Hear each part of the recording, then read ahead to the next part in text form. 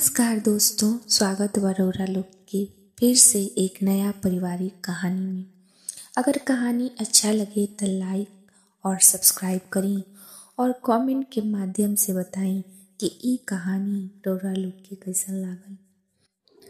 अरे दादा रे दादा, अनिल के मेहरारू तो सब नाश कर दीही, कहते हुए दम्मो बुआ धम से नंदपाल पांडे के दलान में बैठली।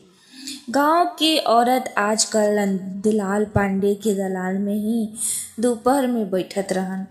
नंदलाल पांडे के जाए के बाद पूरा दलान एकदम सुन पड़ गई। तर बूढ़ी रत्ना दलान के ही अपन चौपाल बना लेलस। 11 बजे घर में ताला डालू आवत रहे तो शाम के 4 बजे ही वापस जात रही। घर में कोई और ना रहे, एगो बेटा रहे जो कि अमेरिका में रहत रहे। शादी करे के तैयार ना होत रहे, जेकरा खातिर नंदलाल खुदे बेटा के समझावे अमेरिका गई रहन। ओइजा से अइला के बाद गुमसुम रहे लगलन और 2 महीना के बाद ही स्वर्गवासी हो गइलन। रत्ना नंदलाल जी से बहुत पूछलस कि का बात बा, काहे चुपचाप रहतानी। फिर कुछ समय के बाद हमेशा खातिर शांत हो गइलन। रत्ना बेटा के मोबाइल फोन से खबर कैलस त बेटा 2 दिन के बाद आई। नंदलाल के शव के तब तक बर्फ में रखल गई। संजोग से ठंडा के दिन रहे, गर्मी के दिन रही तो बड़ा मुश्किल हो जाई।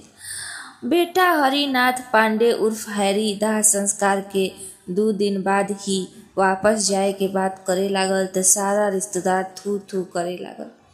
लाज लिहाज से वो 15 दिन गांव में रहल और जाते समय अपन माई रत्ना के चुपके से अपन अमेरिकी मेहरारू के बारे में बता देलस। रत्ना के तो लागल कि जैसे ओकरा पर एक और वज्रपात गिर गई।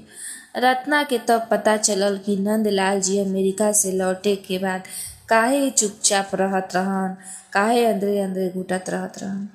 रत्ना बदनामी के डर से हैरी के ई बात के अपने तक रखे के कहलस। बेटा के अमेरिका जाए के बाद रत्ना आपन उम्र के महिला मंडली के साथ दलान में समय बिताना शुरू कर देलस। महिला मंडली कभी भजन करे तो कभी एने ओने के बाद। रत्ना के एगो पुरानी नौकरानी रेजा रहे जो सबका दी चाय शरबत बना देत रहे। रत्ना के रुपया पैसा के कोई कमी ना रहे, बस कमी रहे ता आदमी के। अकेले में समय बिताना बड़ी कठिन होत रहे, काहे कि खाली समय पति के याद करे और बेटा के शादी के बाद सोच सोच के मन कचोटत रहत रहे। आज दम्मो बुआ आते ही अनिल के मेहरारू पर बस पड़ली, काहे कि उ सलवार सूट पहन के घर में रहेले। बुआ के अनुसार बहुरिया और पतुरिया में सिर्फ पहनावे के त अंतर बा, वरना सिंगार त दोनों लोग करेला। दम्मो के साथ में और भी महिला हामी भरे लागल। हमनी के तो बुढ़ापा में भी सर पर पल्लू रखना ना छोड़नी रा। रत्ना ही सुन के थोड़ा घबराइल, काहे कि हरिनाथ अगला महीना वापस भारत आवत रहे ताकि ओकर वीजा रिन्यूअल हो सके। एकरा बाद अमेरिका में ओकरा ग्रीन कार्ड मिल जाए की उम्मीद रहे। हरिनाथ रत्ना के बतैलस कि ओकरा साथे ओकर मेहरारू मैरी भी आवतिया। रत्ना पहले रेजा के सबके खातिर लस्सी बनावे के कहलस तो सब बूढ़ी लोग खुश हो गई जा। लस्सी के गिलास पकड़ावे के बाद दम्मू चुप रहे त रत्ना कहे शुरू कैलस कि दंपति दीदी देखी, अब जमाना बदल गई। पहले हमनी के हाथ से पंखा झेलत रही जा, अब देखी बिजली बा। जमाना बदलता त वेशभूषा भी बदली। देवी देवता त मृग छाला पहनत रहन, मगर हमनी के सूती से टेरी कट पर आ गई जा। त लइकन त और बदलिया सन। रत्ना के बात में लस्सी के वजन रहे, ऐसे दम्मू ना चाहते हुए भी सर हिला देलस।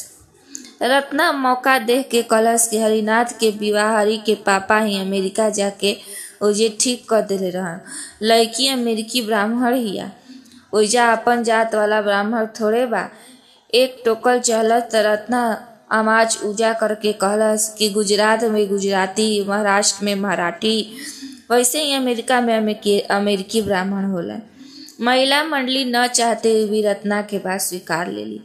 हरिनाथ अमेरिका से आइल और अपना साथे मेहरारू के भी लेके आइल तो हिंदू विधि से ओकर शादी हो गई। गांव के कुछ पुरान लोग शादी के विरोध में ओजा हुक्का पानी बंद करे के सोचलन, मगर गांव में बन रहल पकवान के खुशबू सारा लोग के बदल देलस। शादी में खूब खर्चा भइल और गांव के औरत शादी के बाद भोजन करके घर लौटल रही।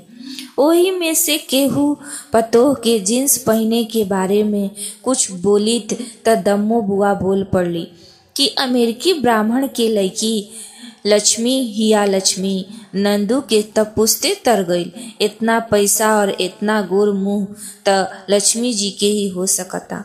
रास्ता में दुर्गा जी के मंदिर रहे, ओजा सब औरत देवी के प्रणाम करते वक्त ये सोचत रही जा कि काश उनको पतो अमेरिकी ब्राह्मण होइत। दोस्तों, ये कहानी एजे समाप्त होता।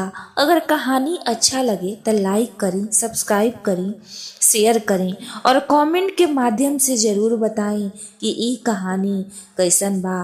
धन्यवाद।